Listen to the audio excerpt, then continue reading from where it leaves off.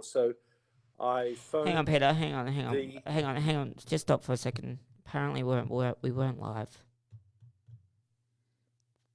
Oh. Yep. So we're gonna start again. Okay. First, Russell to stuff it up. That'll be why I couldn't get the image up. Yep. Welcome, ladies and gentlemen, to the Rant Show. We are 11 minutes late, but that's not because we're 11 minutes late. We were actually thinking we were live. We started the show. Someone didn't press the right button. That would be me. Oh, what a day it's been. Oh, my camera's gone blurry. That's lovely too. Hang on. Let's see if I can get this camera blur. Everything's going wrong, Peter. Let's go back to you because your face is actually cleared up. Hang on. I don't know if you can see the screen. What do you mean? My whole camera's just gone blurry. My whole camera's just gone blurry. No. Ladies and gentlemen, we are live around the nation of ours. I'm sorry about my camera. There it comes. It comes in focus again. God damn, Microsoft, you need to come up with a better webcam.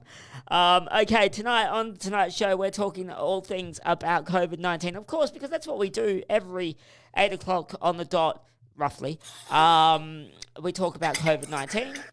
But tonight, we are going to talk about something that has just happened, something breaking. Russell got banned from a Facebook group. Yep. It's a shame when you start questioning those admins because you're going to get banned, I tell you. So basically, let's give you... And it does have a link to COVID-19. It does have a link to COVID-19, and we're going to talk to you about that right now. So basically, in this group, we won't name the group because they're not worthy of my naming.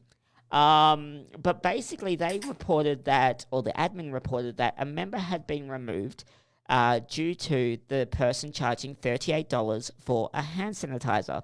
Now, there wasn't any details about what size the hand sanitizer was. There wasn't any details that the member had broken the rules of that group. It was just the simple fact that this admin decided in their wisdom that because someone complained about a post that was selling an item for $38 plus shipping, that they would go, oh no, I'm going to write a post about the AFP and how you shouldn't be doing selling items for more than what they're worth, basically. And I called him out on it. I said, look, if I just brought hand sanitizer for $28, if a customer wants to buy a hand sanitizer for $38 plus shipping, they should be entitled to. Like, at the end of the day, buyers will buy what they want at the price that they're willing to pay. For example, have you seen lately, Peter, the chocolate in supermarkets has been skyrocketing up? And I mean that from the point of view as we saw a family block bar, one of those big block of Cadbury bars, for $5. Yeah. But the smaller Cadbury bar, the one that's half the size of as a family block, was also $5. Now, well, you'd be an idiot to buy it, wouldn't you? You would. So this is what I'm getting to. Like if someone wants to sell a hand sanitizer for $38, let them. People will either buy it or people won't buy it. And I want to give this in perspective as well. So I purchased one bottle of hand sanitizer from a chemist in Beaufort Street for $28. I went to IGA today to get face masks. And I walked out not getting face masks because they wanted $54 for face masks. How many? A pack of 10. $5. $5 each. The price used to be less than $1 each. Well, see, this is the thing. Like, okay, so you get a pack of 10 for $54 roughly, and they're not even. According to what we've been reading, there was a demonstration on how ineffective these face masks are. They sprayed a deodorant can into the mask from a distance, and they showed how the particles of that spray got past the face mask. So, what sort of face? As a matter of interest, what sort of face mask was it? It was just one of those normal packaging face masks. Like it was it looked like a medical grade face mask. but I would like the ones I wear. like the one you were wearing first episode. Yeah. Right. Okay. Well, their price is less than $1 each. Yeah. So there you go, IGA. We won't name which IGA store it was, but But it would be in Mount Lawley. yes. So there you go. You know which one it is, people, and you know where our office are. Then you know which one it is. And I love. Look, I know which one it is. I love the staff there. I do really love the staff there. They're fantastic staff. But this was if this Facebook group, this admin was at this IGA, oh, what would he do? Would he just go, oh, I'm closing this IGA down because you're overpricing? Yeah. You get it? Like, and this is the other thing. So then he came back after I grilled him about, well, not grilled him, but I basically said, look, if someone wants to sell an item for X amount of dollars, let them sell an item for X amount of dollars. As long as, A, it doesn't breach your group's guidelines. If you said in your group, do not sell items, then guess what? Fair call. That person should be. That person should be blocked, and that maybe that person should be removed. But if it's not in your group's permission to, if it is in your group's permission to sell products or services, then this is where I think that maybe you shouldn't be overstepping your admin guidelines. Now, this group, I won't say the name of them, but we will say it is tied to a health business. At least that's what it looks like. However, I don't really think he's very healthy, considering that some of his prices are a bit high too. I looked at some of his vitamins that he's selling, and I've got to say, $74. I can go to Chemist Warehouse and get vitamins for a lot less than that. Well, you obviously ruffled his feathers. Oh, I've always ruffled that guy's feathers, and look, if he wanted to remove me from the group, that's fine.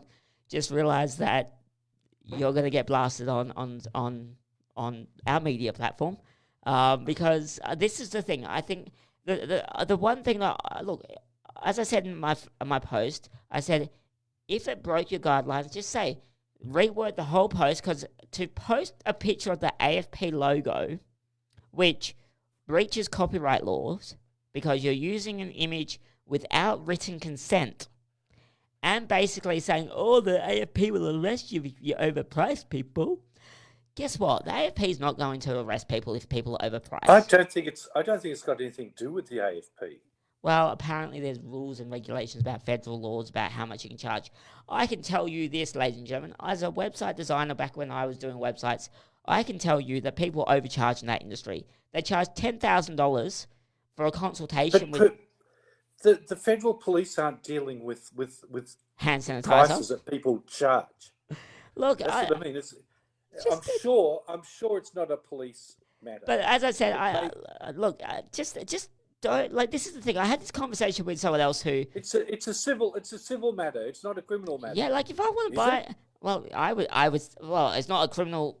Look, this is the thing. Personally, I would not be buying hand sanitizer from someone online anyway. Because the reason why I say I wouldn't be buying it from a person on eBay or whatever is because of, one, what if they have COVID-19? What if they have a common cold or a flu and they're shipping you an item? That item has then come in contact with a person that's sick, potentially, and now the postage service, and you and your family. Now, I understand that you can't get around buying goods, and look, I was at the shops today, Woolworths. Good old shout out to Woolworths. And basically looking at people pick things up on the shelf, put things down on the shelf, pick things up on the shelf, put things down on the shelf. Like, if you're gonna get sick, you're gonna get sick no matter what you do.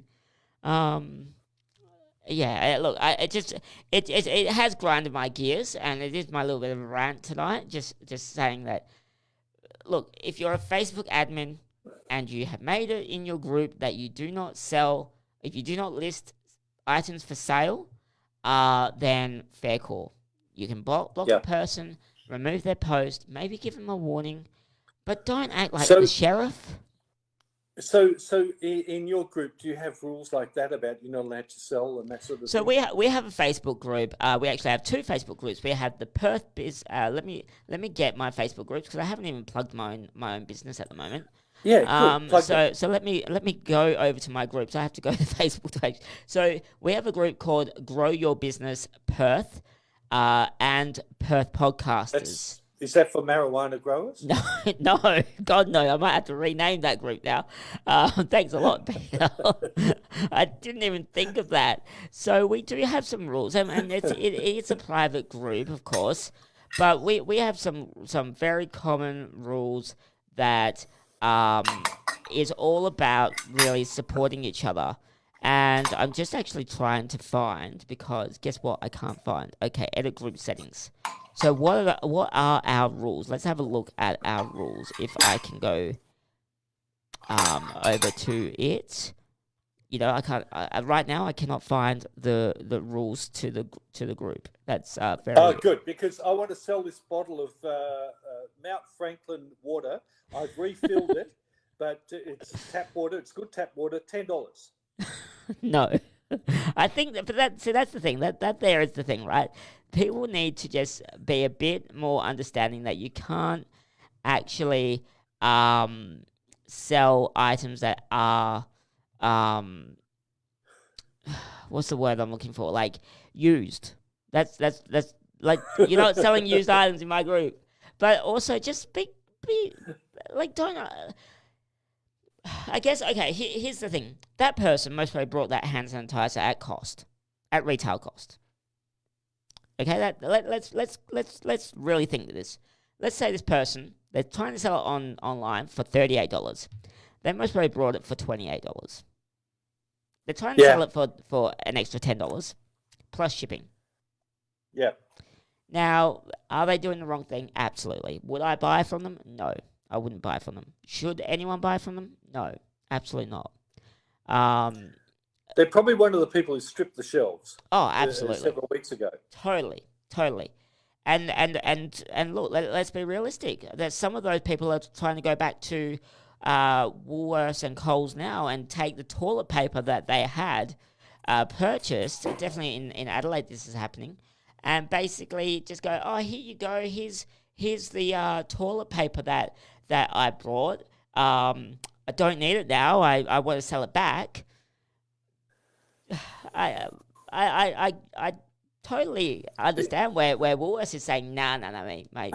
Congratulations, you've got yourself 5 years of toilet paper. There was a guy trying to sell back 32 rolls of 12-pack toilet paper, like good brand toilet paper, because, and I quote, that eBay shut his store down. So because eBay shut down his store, basically he was like, "Oh no!" He's brought this whole shed full of hand sanitizer and toilet paper for $10,000. Like as in he went to the shop and got it, and now he's trying to sell it back to the shops.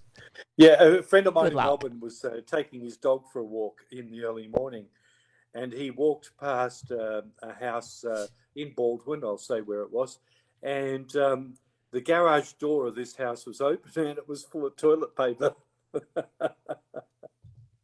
Look, I guess if people want to buy toilet paper, let them. But I just think that there are some people out there who are greedy, who try to make a big buck off this, and some of them might have made a little bit of money. Some of them definitely did not make money because they still got toilet paper, clearly. We did not need to have this rush on toilet paper. No, it's ridiculous. And look, I get it. People were scared, but I didn't go and rush out to get toilet paper. But why toilet paper? I still don't get it. I don't get it either. And maybe someone in our comments can answer the question. Why toilet paper? Comment below in our Facebook live chat.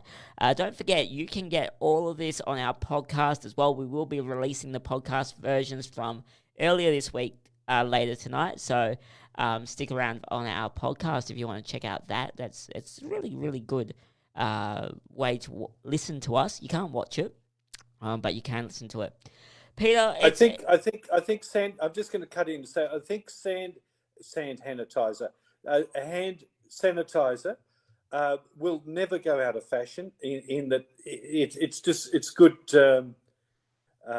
It's good to use it and keep your hands clean.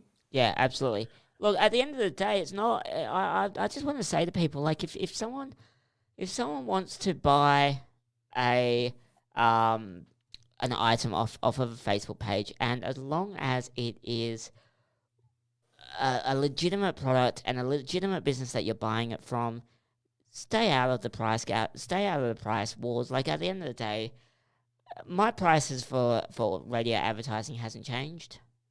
Like, I can definitely tell you that I undercut the big boys, but it doesn't matter. Like, anyway, that's not off topic. Anyway, well, what we should be talking about is the stuff happening in COVID-19. Now, you brought out an interesting thing from the US. Do you want to tell us what 19 means? Is this 19? Yes. You were apparently familiar with the story too. Kellyanne Conway, who is the senior counsel for the esteemed US President, Donald Trump.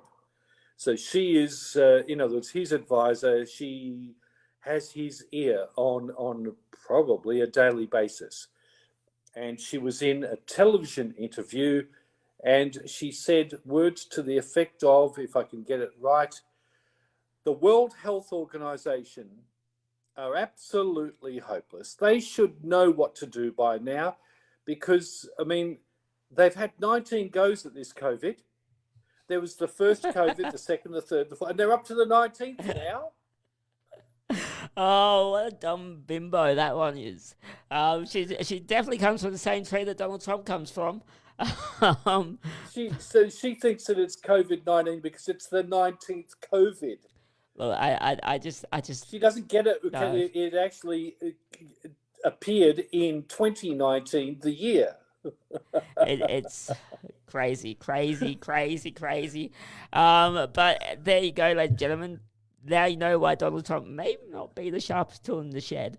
When he's got advisors like that, I mean, Christ Almighty. Absolutely, and no wonder why the WHO might be losing funding just due to the simple fact that you have this person saying some stupid things to Donald Trump, and of course she's going to believe it, or he's going to believe it, because one, she's a woman, and he likes women.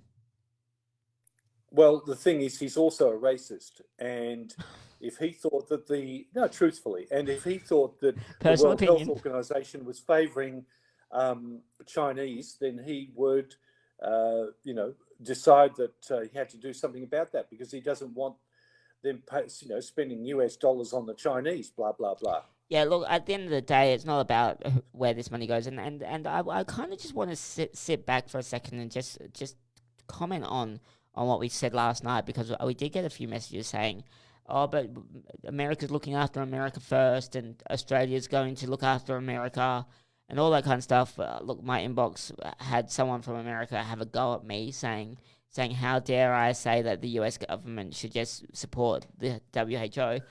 I don't think I ever said that the US government should support WHO. That's not what I said at all. What I said, and what I am going to say now, is this is the World Health Organization. This is part of the UN. It is vital to have us all in this together. You know that song from the Wildcats? We're all in this together. Whatever. I don't know the full song. But go and check out Wildcats by Disney, people, and listen to that song. Because Donald Trump definitely needs to. We are meant to be all in this together, and we are all affected by this. Donald Trump is not in this with the human race. He's out for what he can get out of it. This is the thing. He had, I can't pronounce the medicine he was trying to blast across his social pages saying, oh, this is a cure for COVID. And it really wasn't. It wasn't a cure for COVID at all. It came out that it could cause people death. But his trust owned shares in that company, and here he is, the family trust, promoting it on press conferences. The guy's If he Corrupt. The word is corrupt. If he wasn't impeachable before, he should be now. Well, it's a bit late now to go through the process of impeaching him because come November he's going to lose the election, I expect. Unless, of course, that is corrupt as well. Well, did you see the Wyoming elections? They thought by the Republicans pushing it through now, having the election while the COVID-19 was happening, that they would retain power of that state. Well, they lost. I didn't see that. They lost. Democrats got that by big numbers. Good. They thought that the Republican people that were supporting Donald Trump would hear his message that it was safe to go outside and would risk their life. I think we've learned a valuable lesson here, Donald Trump. Your supporters are smarter than you. Oh, I beg to differ. Well, they didn't come out in numbers. They didn't. Let's be real. They actually lost the area by over 100,000 votes. There are certain groups that support Donald Trump. They include multi-millionaires and billionaires who support him simply because they're making money. Yeah, but now they're not. Now they're not making money. He's doing things to make money for himself, and therefore it works for them too. Yeah. Look, then there are the redneck hillbillies from the back blocks, from Kentucky and so on, who support him because they see a man that they believe is strong, a man of strength and wealth, and they want a bit of that too. They want to feel some of that strength in themselves because they feel weak and disadvantaged, and they want to feel or they want some wealth to trickle down to them, which it never will. Yeah. Then you've got the evangelical Christian vote, Southern Baptists and maybe Assemblies of God and various smaller church groups, not the big ones, but the smaller ones, and they have pastors who are on a power trip or standing up on stage and or in the pulpit, and they're sort of preaching politics rather than religion, because I don't think they're very religious people anyway. I don't think they're real Christians, and they're pushing people who think they're Christians to get political and support Trump because they think that they work on fear. They're basically working on this fear thing, right? And they feel that if he's strong, they're going to be protected. And then what's the other groups? Oh, then we've got, of course, typically the conservative, rural folk, farmers and people in small towns out in the back blocks. They tend to be conservative voters as well, and that's about it. You might have some military people who sort of got this idea of, come on, let's get the Chinese, let's have a war, or whatever, and you get a bit of support in that field as well.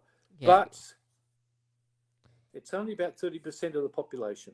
Well, it's a little bit more than that. Yeah, well, look, we'll get to numbers a bit later in the show, maybe. I think we're a bit bored of the tally, but we will give you a general overview of the tally.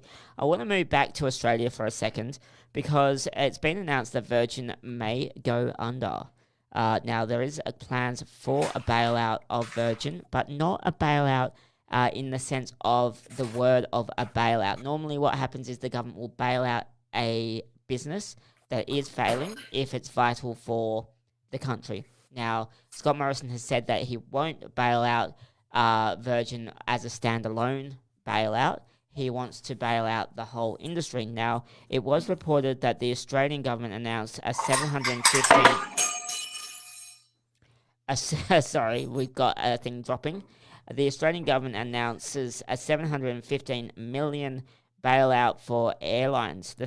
And I'll just quickly give you a brief overview that Qantas has cut its international capacity by 90%, and Virgin Australia announced it would be grounding the entire fleet of its international fleet. So what we can say is that there has been some movement today in this Virgin and Qantas saga.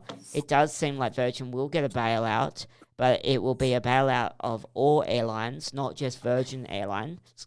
And it will be on the proviso that Virgin Airlines goes from just doing Melbourne to Sydney flights to doing the whole of the country flights. So all domestic flights must be done in Australia.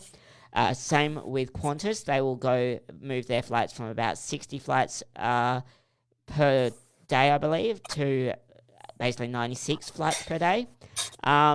It's going to be a very interesting time to watch these airlines either take this money and succeed with it or not succeed from it. Like, sorry, Peter, I'm just trying to I'm trying to concentrate. But it's very, very interesting to see that the industry has basically set. Well, let's be real. ScoMo said that he wasn't going to bail them out. Now he is bailing them out. Your views? Not quite to the tune that they wanted, because they wanted billions, and it's only measured in millions. Yeah. Now, the good news is that things are going so well in New Zealand that New Zealand has floated this idea. Sorry about that. It's the old girl in the kitchen. That's okay. The New Zealand has floated this idea that they would like to open their borders to Australia. That would then mean that flights would resume between Australia and New Zealand, which would be good for Air New Zealand and Qantas and Virgin. However, the various states of Australia have got closed borders, and yet New Zealand wants to open borders, which is a bit kind of weird. It is, and this is the interesting thing that I find very interesting. We're still seeing planes land in WA. We are still seeing, like, we're not that far from the Perth International and Domestic Airport, and we went to Store DJ, which is where we buy all our audio equipment, and we saw planes just land one after the other. Like, they are still taking off and they're still landing. Yeah, but they're possibly fly in, fly out. They could be. But so much for regional lockdown. But then again, all planes do fly in, fly out.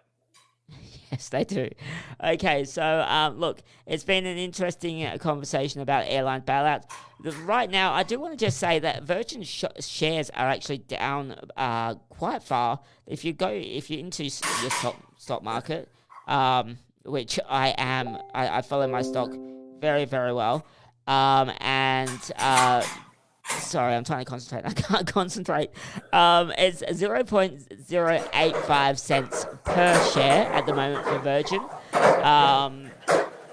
Actually, the stock market has stopped trade on Virgin shares. Have they? Yeah. You can't buy or sell them. When was that? Well, it's current anyway. I'm not sure when they brought it in, but it's current. Well, that's a shame because I was going to buy some. On that subject, apparently also I saw on TV there, because you got to remember 90% of Virgin Australia is actually foreign owned. It's only 10% locally owned. Yeah.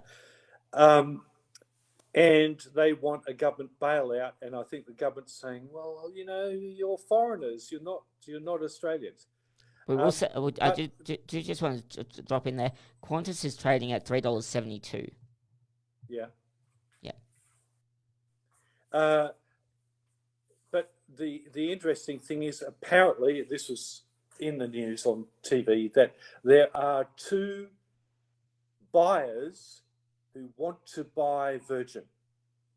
Is it one Sir Richard Branson? I think he's probably one of the current shareholders.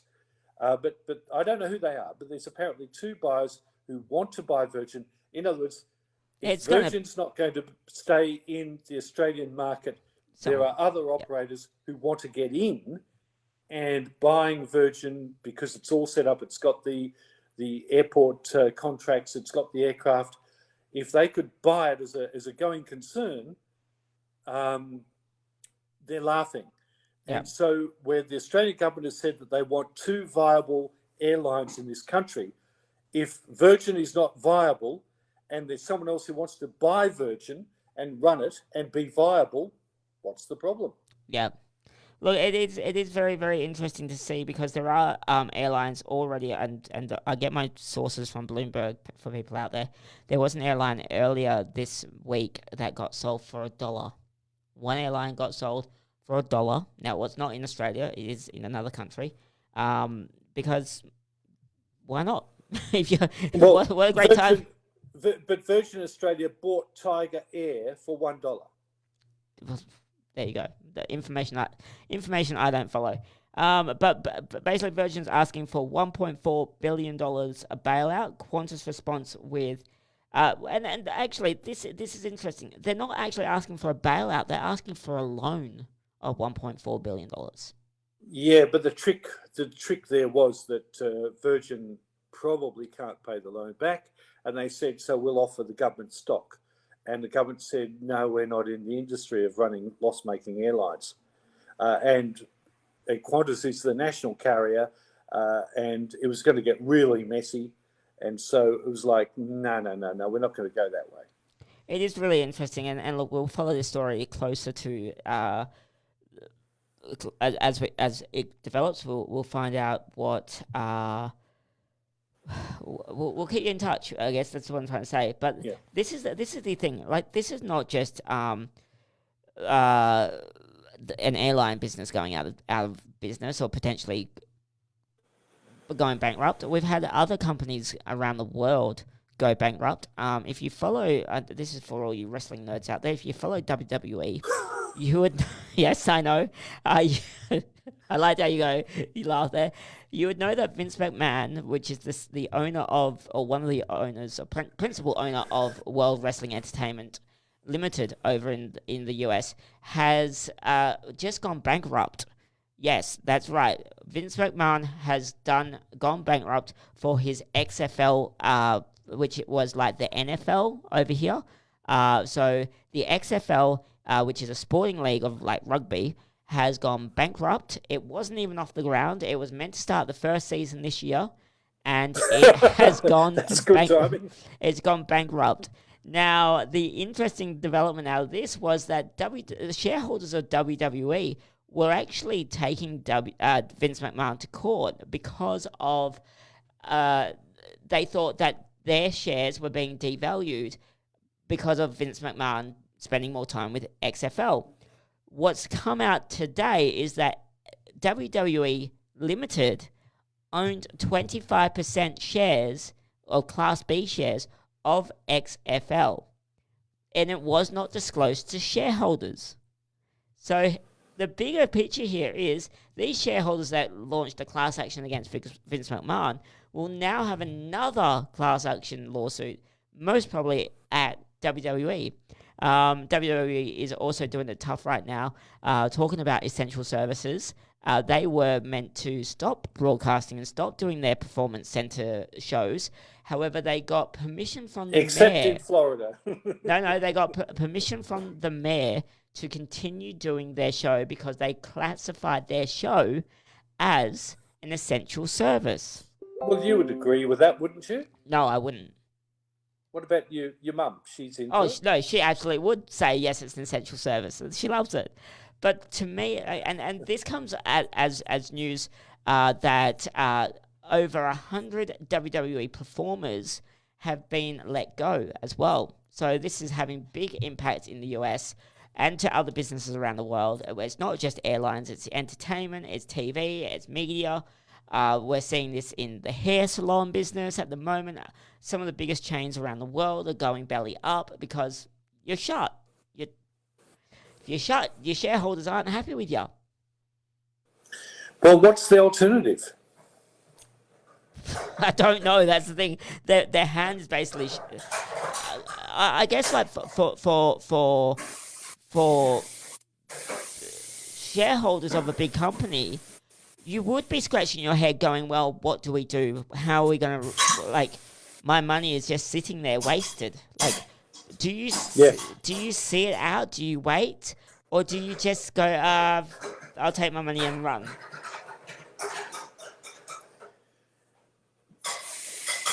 You don't know. Okay, you need to speak, not do hand signals. Anyway. Yeah, actually, your audio is sort of all breaking on my end. Yeah, and you've got heaps of water happening in your end. The old girl loves splashing around in the sink. She really does. Okay. It makes her day. Okay, so we're going to keep trying to do it. We do apologise about the background noise, people. That's something that we can't really help at the moment. You are at home with a 96-year-old. Yeah, 96 this year. So yeah, so that lady. I asked her to turn down the TV, which she did. Now she got in the kitchen and started splashing around. So I can't even explain to her what we're doing because she doesn't understand it. It's all good. So, ladies and gentlemen, we do apologise about the noise in the background, but the show must go on. This is lockdown for you. This is what you're going to get when you have lockdown shows. Normally, Peter would be in the studio with us. Maybe not at this time because the Rant Show hasn't actually been on air for about 4 months. We started and then we had to stop it because of time commitments. Now we're back in lockdown. Technology makes it easy to kind of do it. And the third regular member, he's not on at the moment because it's no good having video with him because he's 100% blind. Yeah, well, that's not that. We didn't think that one through. Okay, we'll say that. Now we do want to get into the COVID number. We will get into the COVID numbers now. Because we've only got about 15 minutes left of the show. Don't forget, you can comment below and tell us what you're doing in your lockdown. There was a tweet from a US police station saying, "This is a warning. Please put your pants on when going out to your mailbox." So I think in the US people are forgetting to put their pants on to go to the letterbox. Are we going back to cavemen days? Seriously, people. I have been known to go out and bring in the rubbish bin on that day of the week in my pajamas. Yeah, but at least you're wearing your pajamas and not like letting it all swing out. Anyway, look, this is a load of fun, people. Okay, let's go through the numbers now because I think that's what you want to know. Where does Australia sit? So we're going to go straight to Australia. We'll bypass this. This is a bit of a surprise. We're up by 55 new cases today. The number of cases at the moment is sitting at 6,523. It is up by 55 today. We have had 2 deaths. That have 2 deaths also since yesterday, bringing the total to 65. We have 60 total serious. The total recovered rate is 58.55%, or 3,819. That does bring the mortality rate down to 1% at the moment. Which is really, really good to see that the mortality rate is sitting at 1%. Peter, I just had to mute you for a second while I read those numbers out, but you're back now. Okay, well, thank you. Yeah, so Look, there's something you should also mention. The Australian numbers are up because of cruise ship infections and deaths. But the question I wonder is, are we testing enough still? Because I can tell you now. So I had a little bit of a scare today. I have to be honest with you. So at Sir Charles Gardner Hospital, they have the COVID unit where we have to walk past to actually get to the to our E block where we were going. And right. a doctor or a nurse was walking out of the COVID unit saying, on the phone going, "Where are you? Don't move." Like, as in, like, saying on the phone to someone, basically saying, like, it sounded to me like they had an active case that may have been they were fetching someone from the car park to bring into the unit. It was a bit scary, to tell you the truth, to actually hear a doctor basically on the phone to a potential COVID customer or client. In my surroundings, like, Look, it must be Yeah, scary but for you doctors. were making an assumption, weren't you? I was making an assumption, and we don't know that, but She could have been talking to her child. no, no, no. This was a male doctor going to a client. You could clearly tell that. Oh, okay. So it would. He came out of the COVID unit on his phone, going, "Where are you? All right. Stay there." Now, So in today we had two new deaths. One of those was a crew member off one of the cruise ships. yep. It is shocking that to see that these cruise ships are actually still. Look, I feel sorry for the family as well. Like I think anyone that has to die from something so. It's particularly worrying. I think that for the crew member has died here in Australia, and yet their family is in another country. I think they will in ship. the northern hemisphere. You would hope they'll ship his body back to his home country, but in this state, they may not. I don't know. Does the virus stay in a dead body? I don't think so. I think that when the body dies, the virus will die as well. It's like the virus cannot live on surfaces for more than, well, at the very most, a few days. Yeah.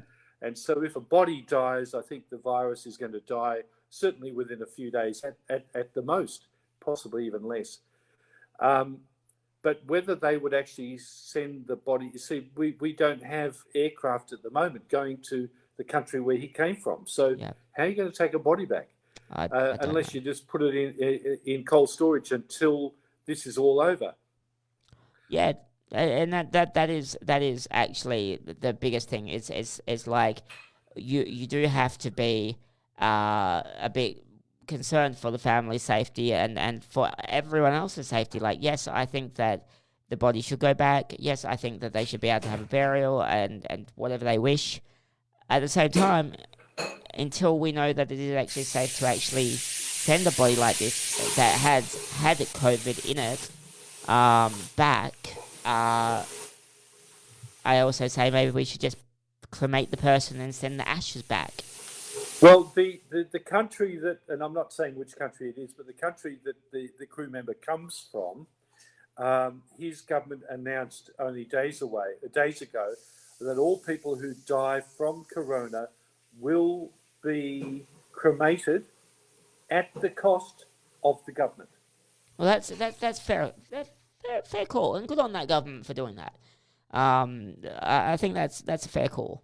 Now, obviously, they're cremating the bodies for health reasons. Yep. And they're saying we're not going to give you a bill for it. And I think that's fair enough. I actually look. Who wants to pay for cremation? No one at the moment. It's a bit rough in this case, for example, where the crew member has gone off to work. I do wonder if the family would have a case to sue the cruise ship for putting their because there are class action. There are class action lawsuits already happening against that. Yeah, that particular cruise ship is the one that is or has been in Fremantle. Is it still there or is it left? There's one in New South Wales. There's one in Fremantle, and the one in Fremantle. It's supposed to be and due to leave on Sunday. That's the one where the crew member died from. In the case of New South Wales, there is an active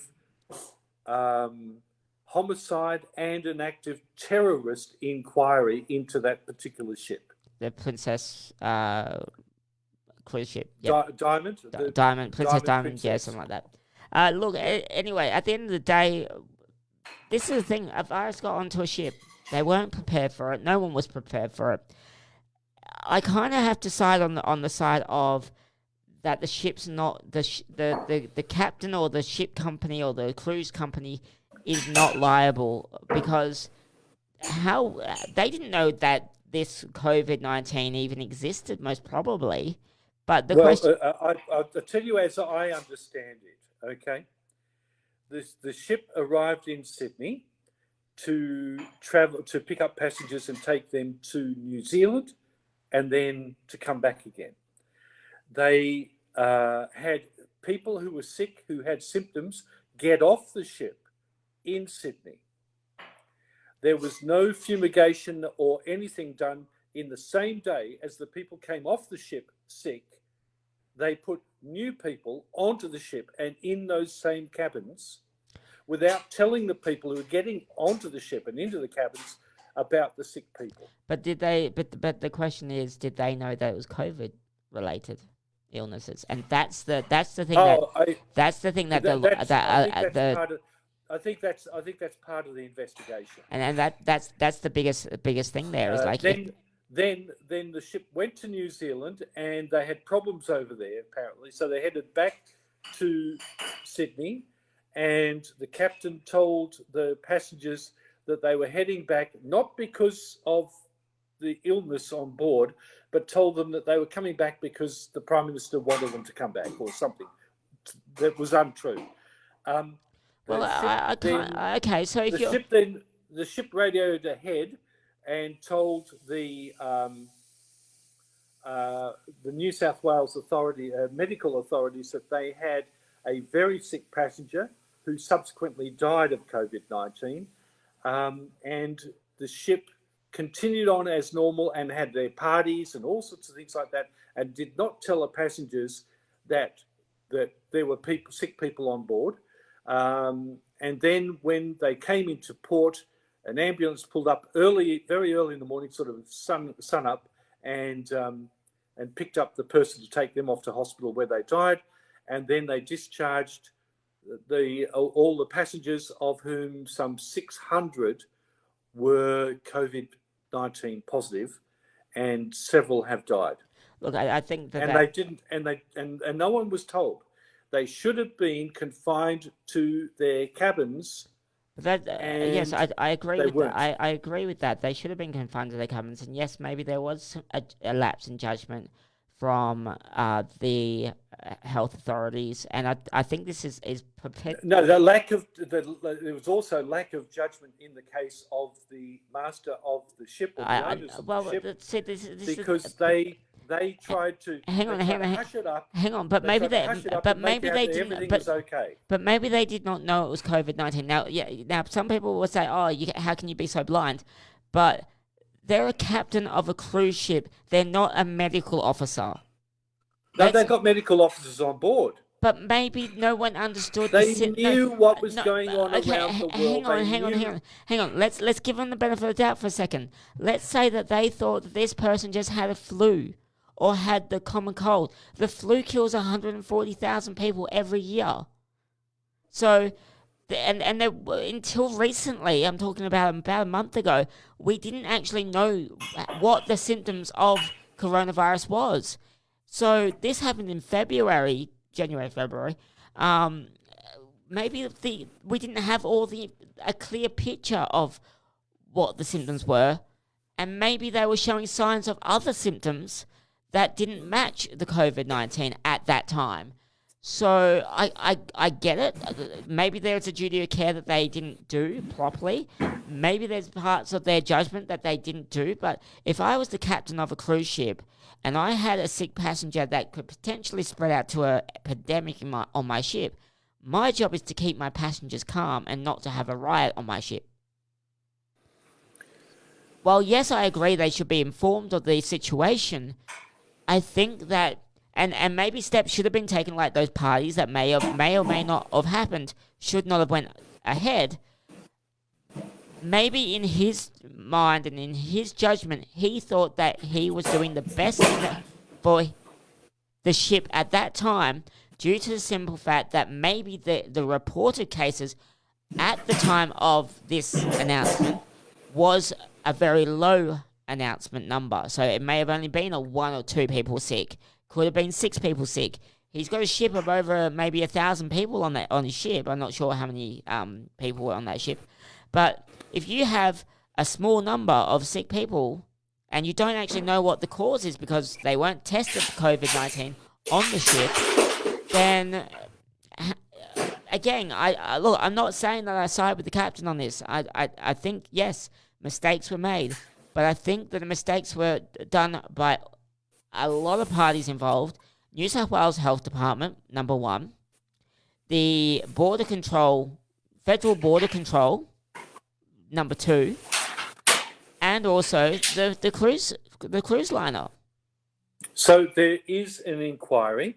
At this stage, the police are doing inquiry, 1, homicide, and 2, they have to do an inquiry for the coroner. There's also apparently an inquiry which has got something to do with terrorism. I'm not really sure what that's about. Because you put the whole ship at risk and you put everyone's lives at risk, so it could be classified as terrorism. And they are also doing an interview via kind of like email of all of the passengers, and asking a whole series of questions of all of the passengers. Literally, then they can collate what people knew, what happened from the perspective of those passengers. And they've gone right through all the crew members and the owners of the ship, and also the health people in New South Wales and the federal government, everyone to see who, what, where, and when. I think this is a move to make the government not look bad. This is definitely New South Wales Premier's doing, from the point of view as it's a Liberal government. I'm not saying that I'm anti-Liberal. Of course, I don't vote Liberal. I will make that acknowledgement. But at last election, I didn't vote Labor either. I actually voted Independent last year. First time I've ever done that. But it's just due to the simple fact that I'm not happy with either party. And quite frankly, I think that they're out to boost their own party's gains and make their party look good. And quite frankly, they're not serving the Australian people. You just have to look at New Zealand, who has taken a pay cut. Our Prime Minister and politician, even Albanese. Yes, I'm looking at you, Anthony Albanese. You haven't even suggested a pay cut for your party or for the government in general. And we're going into trillions of dollars of debts here to actually survive this. And the government's going, no, we don't need to look at us. We don't need to take a pay cut. I think you do, buddy. I think you really, really do have to take a pay cut. I think you all have to take a pay cut. I think public services have to take a pay cut.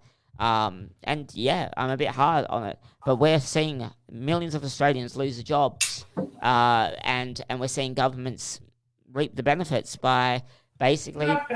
Good night. Where basically the government is keeping the money. Like, look, who wouldn't want to be the Prime Minister of Australia if you get $500,000 every year? It would be great to get $500,000 every year. There's easier ways to get $500,000 a year. Yeah, well, let's be honest. ScoMo couldn't do much more than what he's doing. So anyway, yes, I'm not a fan of ScoMo, by the way, people. It'll take a while before we get the answers about that particular cruise ship. Do you think that do you think that the cruise company is liable?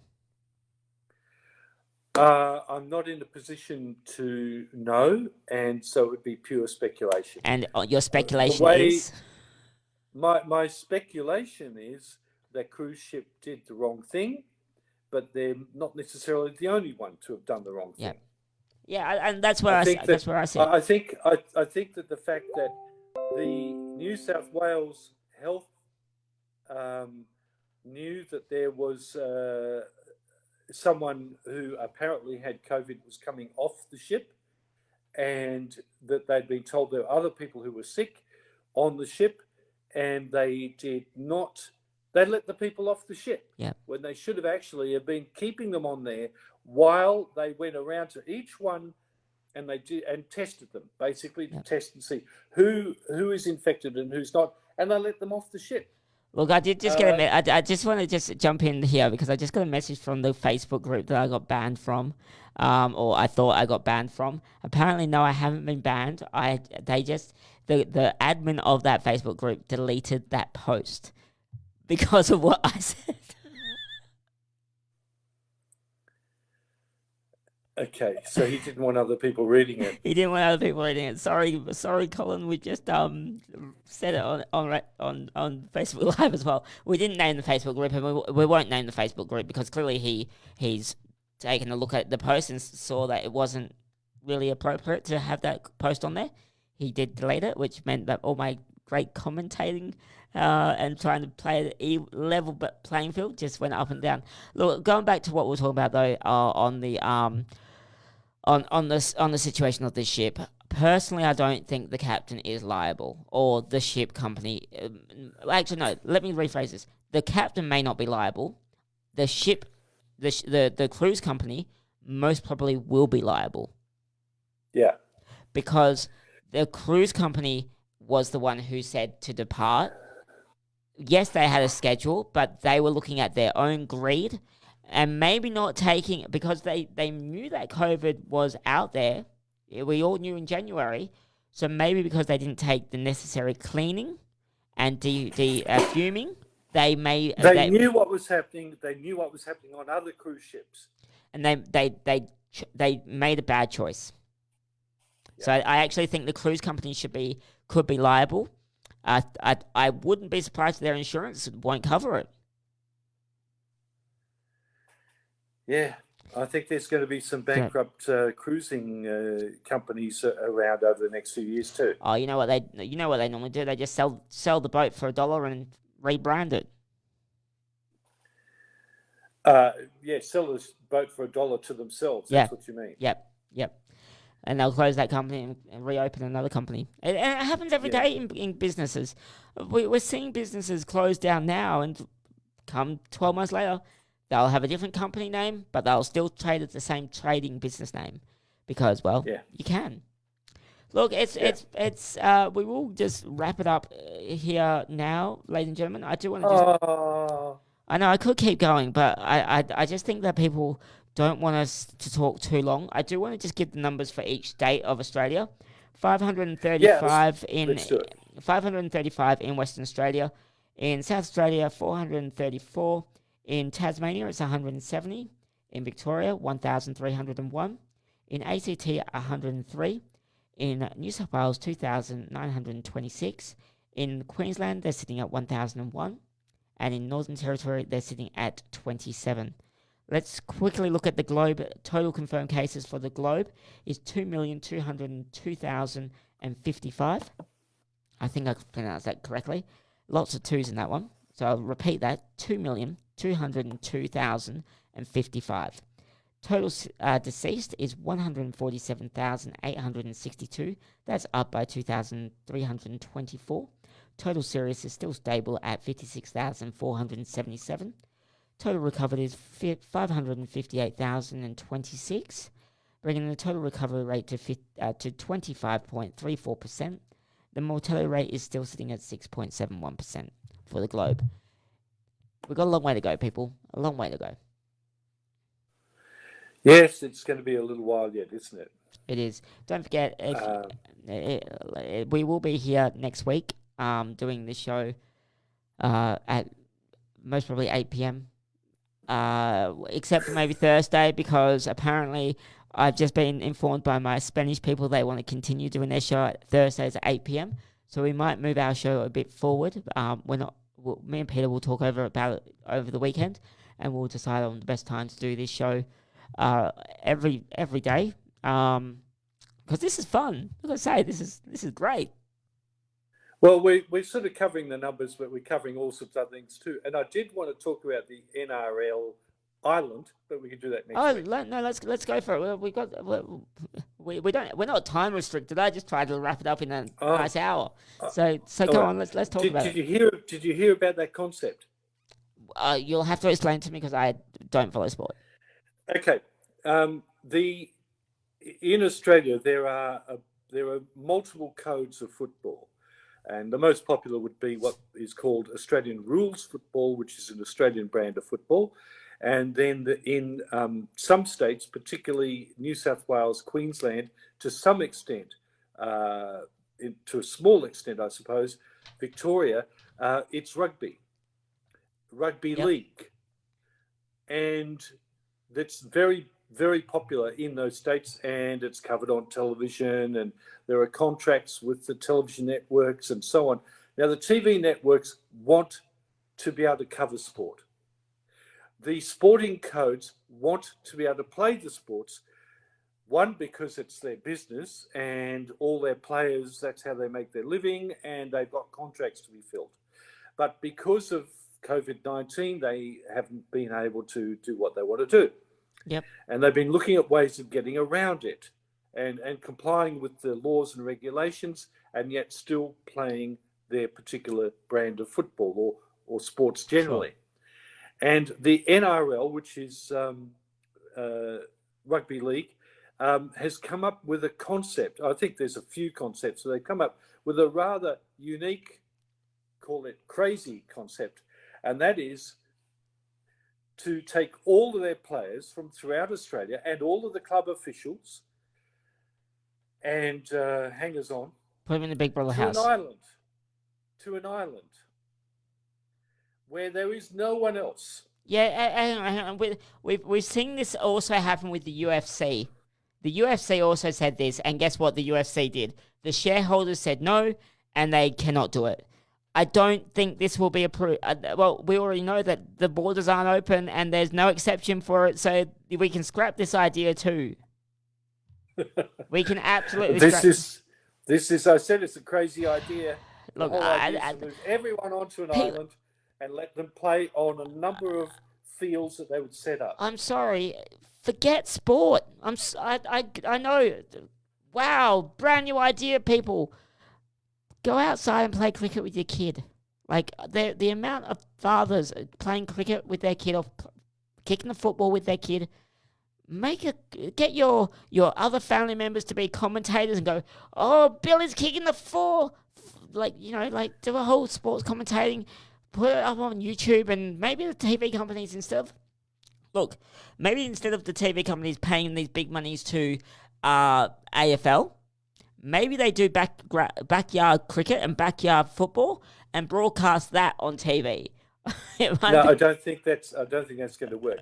The AFL, the Australian Football League, they say that they will be making an announcement on the 30th of April as to exactly what they're going to do and how they're going to do it. They won't be.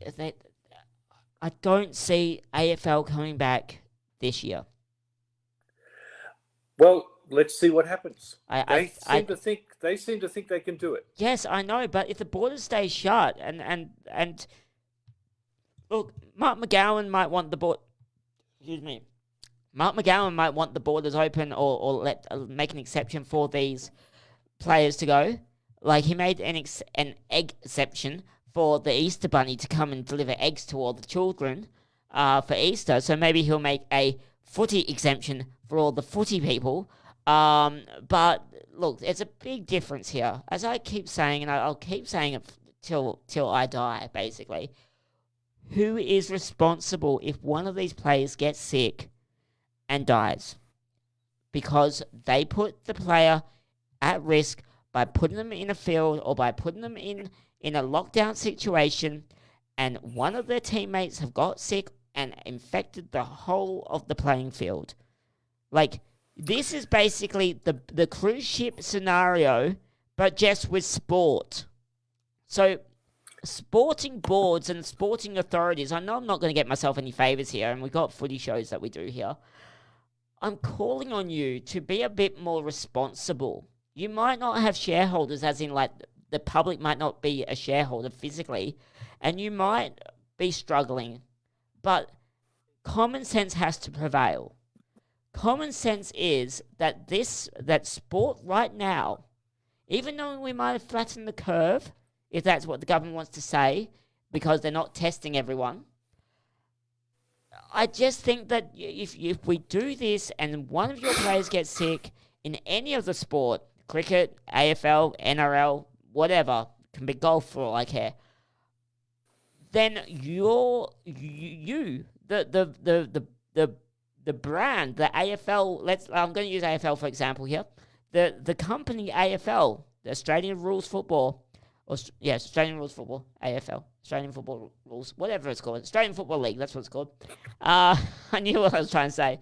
Australian Football League, you're liable for a player passing away or getting sick. And I don't care if there's work health or safety thing, because I bet you one thing, work health and safety will come in and say, this should never have happened. Obviously, they have to comply with the law. They're trying to find a way of complying with the law. No, they're trying to come up with a loophole. That's what they're trying to do. They're trying to please Channel 7, Channel 9, and Foxtel, because Foxtel has spent loads of money on of this, and guess what? Foxtel Now and Foxtel have lost subscription holders. People don't want to pay for it because there's no sport on it. The whole Foxtel model is based on sport. They invest so much money in sport that now that sport's not there, people are realizing Foxtel has no content. Well, other than movies.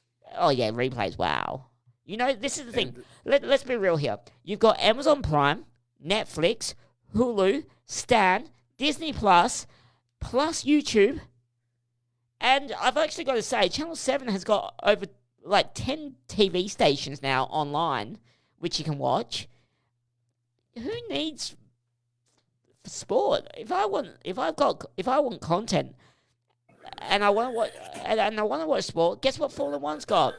Verge Esports. They're calling it Esports, which is Formula One, where all the Formula One players are driving the car in a computer game, and they're broadcasting it on TV. They're broadcasting on Channel 10. The V8 supercars are doing exactly the same thing, and they're broadcasting on Channel 10. So, there's AFL, NRL, or whatever. Just get your computer game. I know the AFL has an Xbox game. Get your players to sign up, and voila, you've got your sport back. It's called the EAFL, and you can say it's my idea, because clearly you're not. You want to bring the sport back. Bring it back with your computer game. And you never know, it could do your computer game great sales. You could actually get some people actually buying that crappy game because... Well, you could put that idea to the people who do the football show on your station. I have, and they said they wouldn't watch it. And that's the thing, like to actually have... They want football back. Does it matter how the football comes back? I know you do not get it, but for those people, football is their religion. I get that, but guess what? Religions don't last. Football has lasted all their lives. Yeah, the interesting. This is just a hiccup along the way. The interesting thing is, though, to note that this is the first time the AFL has closed down, as in closed down. The scary thing will be, is this going to send the AFL belly up? Because we've already seen in the US that XFL, which, yes, as I stated earlier, was owned by Vince McMahon from WWE Entertainment, that's gone belly up. Are these sporting boards trying to come back sooner because they're scared that they're not going to survive financially? We already know that clubs are doing it tough. Yeah, of course they are. So, and I would think that Scott Morrison, because he's an NRL fan, would bail out the NRL. Like that sport could go belly up, and he'll bail them out, no problem. The question I want... Don't think he'll bail them out in the way of giving them government money. Rather, it probably help them to find a way of, for example, going through state borders or going to an island or someplace. I don't think. I think a state government can choose to close their borders and there's nothing the federal government can do. You can't. You're correct. You are correct. But I mean, he could negotiate with state premiers. What is he going to? Is he going to throw the states some more money? Is that what he's going to do? So he's going to bribe the states, basically. No, I'm not saying that. That's literally we're speculating. That's what he would do. That's what ScoMo would do. Is go, oh, you need some money? Here, have some money.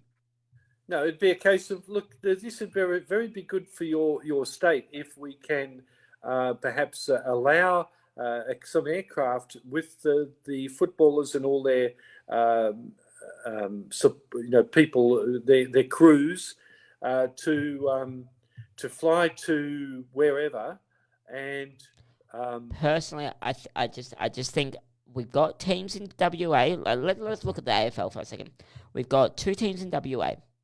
We can do derby matches until this comes back. Okay? You've got 2 teams in Adelaide. We can do derby matches there. In Victoria, we can do a shift rotation of matches there. In Queensland, we have 2 teams. We've got the Gold Coast and another one. So we can have derby matches there. And in Sydney, we've got 2 Sydney teams. So we can have a derby match there. So we've got this down pat, people. We can actually do derby matches for AFL. You know, like, they really want... I'm being dead... I'm being dead serious. The whole idea of everyone going to an island was that they would be quarantined there. No. I'm not saying. Okay, so let me give you my rundown of how AFL could come back. It wouldn't be AFL. Let's call a spade a spade. It would not be AFL. It would be a version of sport for the purpose of mental health entertainment for people at home. It would be a state-based competition. So at the end of the year, let's say 17 weeks later, at the end of the year, we would have a state premiership, which meant that one of the teams outbet one of the other teams. And in Victoria, you would have a few more teams to determine who wins. Now, I know it sounds stupid, but here's some rule changes. I'll give you some rule changes to this AFL. Mixed AFL. Women and men playing on the field together. Why not? Like, come on. If we're not going to have the AFL, we might as well bring women and actually give them the showcase they deserve. I've got an idea. What about just when you said mixed AFL, why not have it mixed AFL / NRL, and you can have a team of people playing rugby and a team of people playing AFL. That's what XFL... Okay, so that exactly is what XFL was. And they've gone belly up. So we want to stay clear of that idea. Yeah. Look, we don't know what's... Play gridiron and rugby. Yeah. Let's be realistic here. We don't know what's going to happen. If the sport does come back in a way, at the end of the day, all I think I care about, because I don't follow sport. I am a fan of the West Coast Eagles. That's obvious. That's obvious. I'm a bit biased to my West Coast Eagle fans. But push the boundaries. We know that we're not going to get sport back. We know that the premiership for this year is gone. We're not going to have it. Let's call a spade a spade.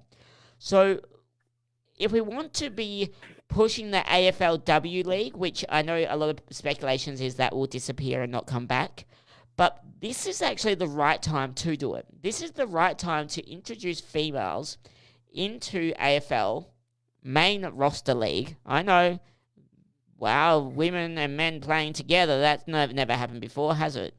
Yeah, it has. Netball, basketball. Why not AFL? I get it. There are people out there going, oh, but they won't be able to hold their own. Women are weaker than men. It's a contact sport. Oh, they sign up for it anyway. The females are... Not all female AFL players are lesbians, but... Are you sure? I am. I did drive with some of them around. The female AFL stars are tougher and harder than some of the men. That's what I meant to say, not lesbians. I apologize to lesbians. I did not mean to offend you. I'll get death stares now at the streets. You're now going to have to also apologize to the female WAFL players.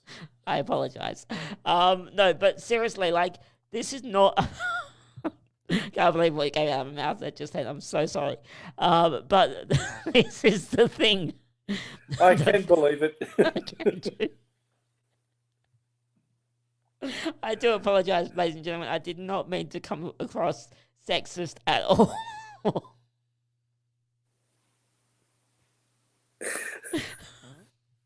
I'm sorry.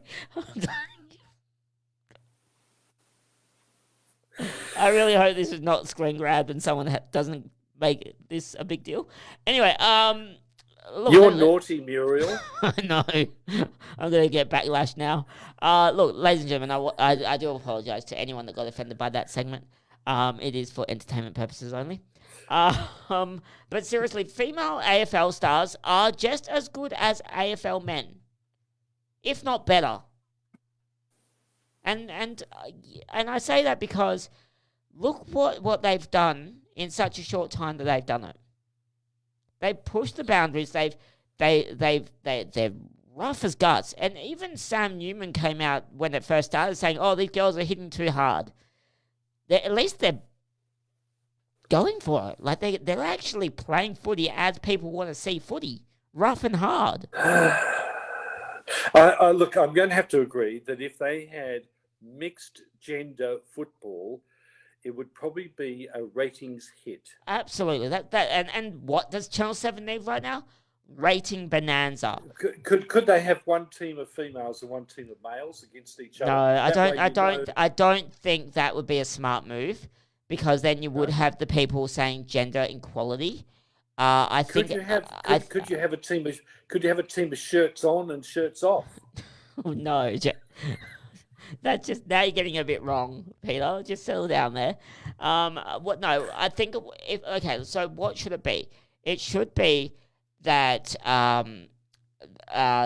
equal number of players in gender. So as in, let's say there's 12 people on the field. There should be 6 females, 6 males on each team. There's 18. It's 18 players all up, but 12 on each side. That's No, there's 18 on each side. Okay, well, whatever. 18 divided by 2 then. That's your 9. number. 9. There you 9 go. and 9. So 9 people on one side, 9 people on the other side. Both male, female, and look, you might put some safeguards in there. Females can only tackle females. Males can only tackle males. But then you're going to get into that grey area where, but they're playing together. It should be mixed. I just think that in this time, we might need to just look at the sport and go, well, if they sign up for it and they want to do it, let them do it. There were calls for this from the get-go by AFL players. Channel 9's Footy Show was talking about that this should be a mixed sports. But then, of course, you had some of the people say, no, it shouldn't be a mixed sports because of men hit too hard. Well, it's been proven that women hit too hard. Look, this is just us talking about it, not out there to offend anyone. As I said, I'm sure... I don't know, but then we have a problem with the change rooms, okay? Because you'll have a change rooms set up for one team and the other team. Then we're going to have mixed gender. Are they going to be sharing change rooms? That's up to the team. That's not up to me. I'm not going to get into that politics. That's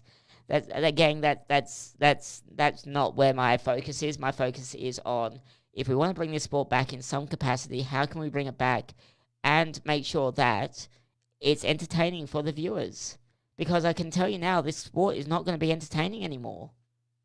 Not to me, because the season's gone. But you don't watch it anyway. But the season is gone. The AFL season for this year is gone. We're not going to have it. It's not gone. What, they're going to downplay it to 17 rounds? Then they're going to put it all in a week or whatever. I just think that's a bad move. If you're going to use this time to do sport, at least keep it to the border that your team's in, and readjust it. We've got waffle teams here, like the AFL. No, they're not playing. But they could play. There's a solution. They may play later on in the year. Okay, yes. So there's a solution to our problem. If we want AFL sports back, seriously, now let's be serious about this. If we want AFL sports back, maybe we don't look at AFL. Maybe we look at waffle. You look confused. Yes, I am. I am because a bit confused each state has local football teams that are in their own border that could play. Now, the AFL could just say, for this year, we're doing state-based competition. And use the teams that you've got. Put the West Coast Eagles against Port Fremantle's whatever the local team is. Like, you get what I'm trying to say. Like, there are ways to play football that are based on your state. I get it's not AFL, but it is AFL at the same time. It's just not AFL. Yeah. You know what I'm Anyway, they're Anyway. going to make an announcement on the 30th of April. The AFL is going to make an announcement of what they're going to do. Yep. Doesn't mean they're going to start on the 30th of April. They're going to announce their plan after negotiations with all of the relevant people, including the government. Yep. And at this stage, I think they're planning to restart the whole season sort of In at July. some point a bit later on in the year. I think it'll be and July. go through perhaps a grand final as late as Christmas. Well, personally, I just think it could be much later. I just think we should just forget about this year and move on to 2021. It's a bit early yet to be saying forget about this year. Well, I think a lot of people have forgotten about this year. We're already close to month number 5 here. We're halfway through this month, so nearly halfway through the year. Now, and something we should be talking about as well, perhaps we'll do it next week and do it properly, is schools and education. Well, schools go back next week, not next week, the following week, here in Perth. So we'll talk but about there's that a bit next of controversy around that. Well, look, we talk to mums all the time, and we'll talk about that on Monday. Ladies and gentlemen, thank you for watching. And if you, I do want to just say something because I think I may have offended some of our viewers because we just seen a number of viewers drop. I didn't mean to offend you if you got offended. Sorry. Well, they're not listening now. They've gone. I know, but I better just say sorry so they know that I don't hate lesbians. Lesbians are tough too. Females are tough too. And no, not all AFLW players are lesbians. I'm aware of that. I misspoke, and I'm deeply sorry for that. That is all I'm going to say there. But among their most talented players are probably the lesbians.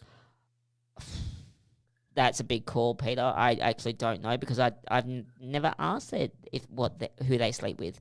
I know that a lot. I said probably. I know a lot. Okay, so when I was working for Uber, I was lucky enough to pick up some AFLW players, and they were very proud of saying that, oh, this is my girlfriend or this is my wife. So I didn't really misspeak by saying lesbians, but at the same time, to put them all in that category when clearly some are not lesbians, I did misspeak. So that's what I'm trying to just say. I don't think look, I'm going to try to dig myself out of this hole, not dig myself further in the hole. If anyone did take offense to it, I do apologize to you. Please don't take offense to a word. As a gay man, I can say that I'm as soft as anything. But